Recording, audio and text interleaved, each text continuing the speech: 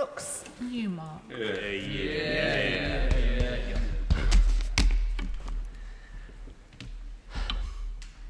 I would like to begin, Madam Deputy Speaker, by actually thanking the Chief Whip for indulging me this one time and allowing me to speak.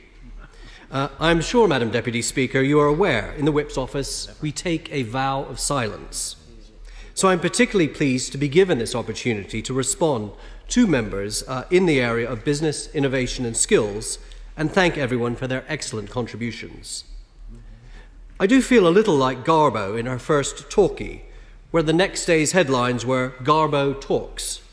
Although in tomorrow's press, when they refer to Brooks Talks, I suspect it won't be about my performance at the dispatch box. I would like to thank the Backbench Committee for organising today's debate, in particular the member for Kettering, for organising the format, which I understand from my honourable friend the member for Wellingborough, if he's here, is known as the Hollowbone format, in which there is a rapid-fire series of short debates and short replies, a sort of political speed dating, in which the member raises his or her questions and sees whether or not he or she fancies the respective minister's replies. Therefore, Madam Deputy Speaker, I will do my best to make the government as attractive as possible in all areas covered in this afternoon's debate. Before I begin my formal response to this afternoon's contributions, I would like to begin by congratulating the member for Inverclyde for an excellent maiden speech, which was delivered with both warmth and a deep understanding of the community he represents. First, let me begin with the honourable members for Nottingham South, Scunthorpe, Sheffield Central and Leicester South, all of whom were right to draw attention to the important issue of English speakers of other languages provision.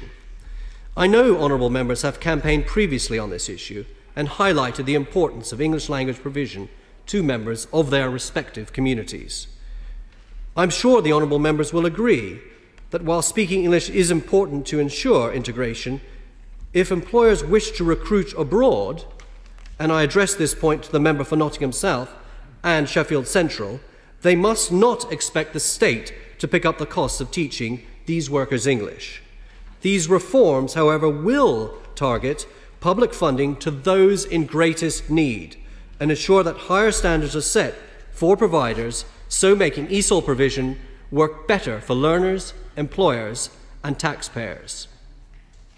I am sure that honourable members saw the second impact assessment and yesterday's written statement by the Minister in which he further clarified our policy in this important area.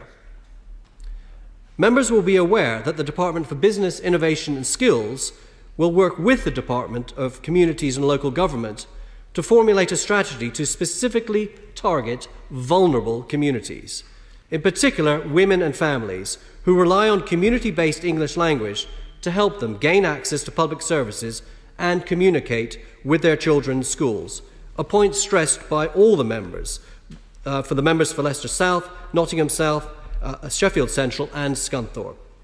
The government is anxious to ensure that women and families do not lose out on this important provision. My final point is that my honourable friend the Minister has both listened to and worked with the Association of Colleges and key providers to make sure that we make rapid progress in this area, hopefully by September when we all reconvene, thereby ensuring further and better integration in our communities.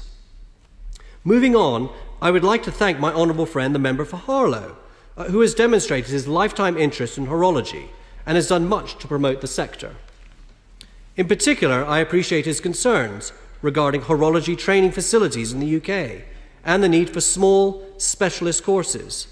I agree we must support specialist British industries, such as the watchmaking and clockmaking industry. But I will add at this point that although there is a British watchmaker called Newmark, I am not actually related.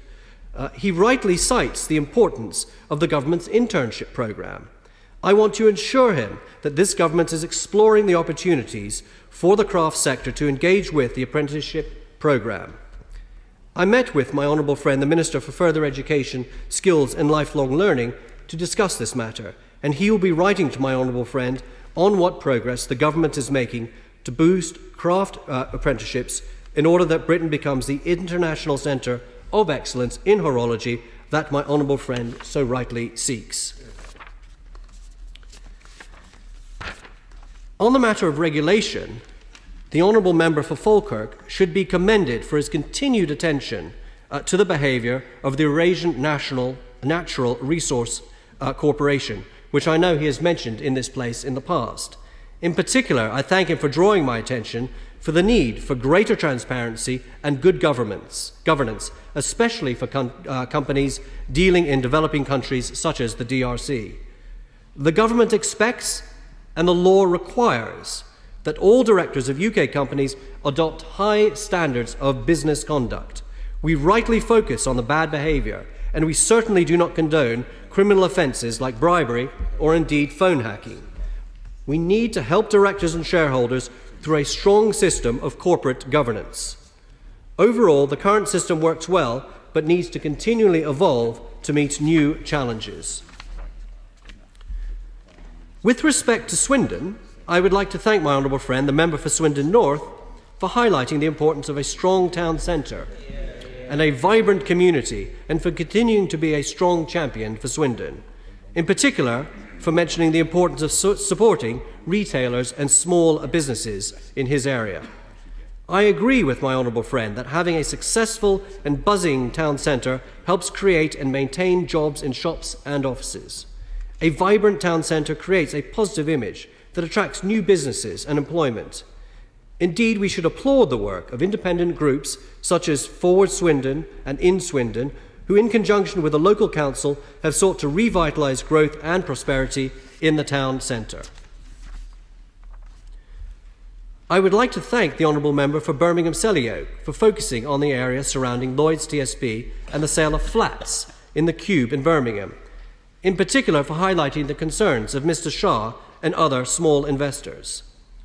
The honourable member for Birmingham Selly raises the point about the inability of flat owners to get mortgages, and I will ensure him that my right honourable friend, the Chancellor, will be made aware of his concerns.